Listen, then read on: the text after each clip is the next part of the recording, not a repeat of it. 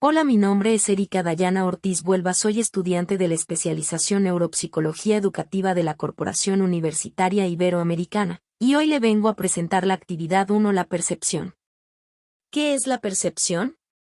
Podemos decir que la percepción depende de la ordenación, clasificación y elaboración de sistemas de categorías con los que se comparan los estímulos que el sujeto recibe, pues conforman los referentes perceptuals a través de los cuales se identifican las nuevas experiencias sensoriales, transformándolas en eventos reconocibles y comprensibles dentro de la concepción colectiva de la realidad. O la capacidad para procesar, captar, procesar y dar sentido de forma activa a la información que capta nuestro sentido. Podemos decir que es un proceso cognitivo que nos permite interpretar nuestro entorno a través de los estímulos que captamos mediante nuestros órganos sensoriales y el sistema nervioso central de manera conjunta, donde el cerebro interpreta las sensaciones que recibe formando una impresión consciente o inconsciente de lo que sucede a su alrededor. Cada persona lo interpreta de manera distinta. Podemos decir que es una realidad construida por cada persona. Algunos autores manifiestan la manera de clasificar lo percibido es moldeada por circunstancias sociales.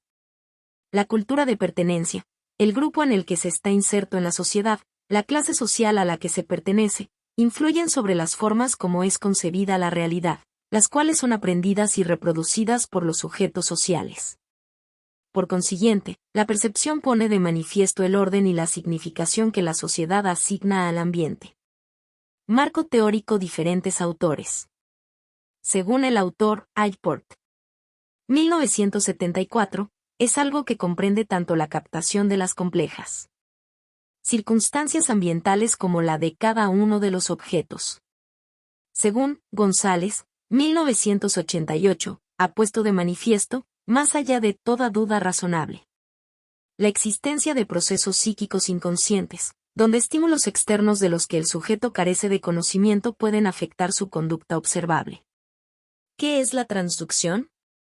Es un proceso de transformación de los diversos tipos de energías e impulsos nerviosos o la activación rápida e inactivación lenta, sensible a estímulos y que actúa como freno de la excitabilidad de las neuronas somatosensoriales primarias o la capacidad de transformación de la energía en potenciales de acción mediada por una variación del potencial del receptor de la membrana en reposo, activada por un estímulo, lo que lo convierte en una señal neurológica y esta es enviada al sistema nervioso central. ¿Qué son los receptores sensoriales? Son interfaces entre el sistema nervioso y el medio ambiente. Tiene la capacidad de transducir la energía de los estímulos e impulsos nerviosos y formar una integración entre los centros sensoriales. Este proceso inicia en los órganos de los sentidos como son la piel, la boca, la nariz, los ojos, el oído, que permite al organismo reaccionar a los cambios de ambiente que lo rodean. Procesamiento subcortical. Los procesos de pensamiento, lenguaje y cognición han sido atribuidos, tradicionalmente, a la función de las estructuras corticales de los hemisferios cerebrales humanos. No obstante, existe evidencia empírica creciente acerca de la participación de diversas estructuras cerebrales, como el tálamo, los ganglios de la base o el córtex paralímbico en estas funciones lógicas. Una de las estructuras principal del procesamiento subcortical es el tálamo. Toda la información sensorial, a excepción la del sistema olfatorio, se procesa a través del tálamo. Se puede decir que el tálamo no es una simple estación de relevo de información sensorial, ya que participa activamente en su procesamiento. Dentro de su estructura tiene una serie de conexiones que filtran y procesan la información que va a ser enviada a la corteza y otras regiones cerebrales. Corteza cerebral y procesamiento cerebral. Es la parte más grande del cerebro, es ahí donde ocurre la imaginación, percepción, juicio, pensamiento y la toma de decisiones. Es aquí donde se procesa y se hace consciente la información que llega a través de los sentidos. Además, es aquí donde se generan los impulsos nerviosos. El inicio del procesamiento de la información es a través de la percepción y su entrada parte de los órganos sensoriales que producen estímulos a través de señales electroquímicas que posteriormente son procesadas por el cerebro. Agnosias y tipos de agnosias. Se define como la incapacidad para procesar determinadas clases de estímulos sensoriales en función de los sistemas cognitivos que se encuentran afectados. Se puede decir que la agnosia es una alteración caracterizada por la incapacidad para reconocer estímulos familiares y atribuirles algún significado. O sea que se nos impide la interpretación correcta y el significado de los estímulos. Pueden haber déficit en diferentes funciones, por ejemplo en el reconocimiento de la información visual, en la ejecución de patrones sensomotores o en la compresión del lenguaje. Están causadas por lesiones de áreas asociativas del córtex cerebral. Frecuentemente como consecuencia de accidentes vasculares, la lesión de otras áreas del encéfalo, como el tálamo o de fibras conectivas, como el cuerpo calloso y fascículos de asociación entre corticals, también puede provocar agnosia. La primera referencia a las agnoches fue realizada por Sigmund Freud para referirse a trastornos perceptivos derivados de lesiones cerebrales. Tipos de agnosias. Agnoches olfatorias. Implican la pérdida temporal o prolongada en la capacidad para identificar olores, lo que se denomina anosmia. Es frecuente que resulten infradiagnosticadas.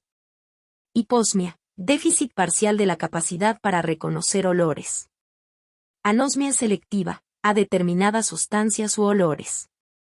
Hiperosmia, la capacidad para discriminar diferentes olores está exacerbada. Parosmia, percepción errónea de los olores.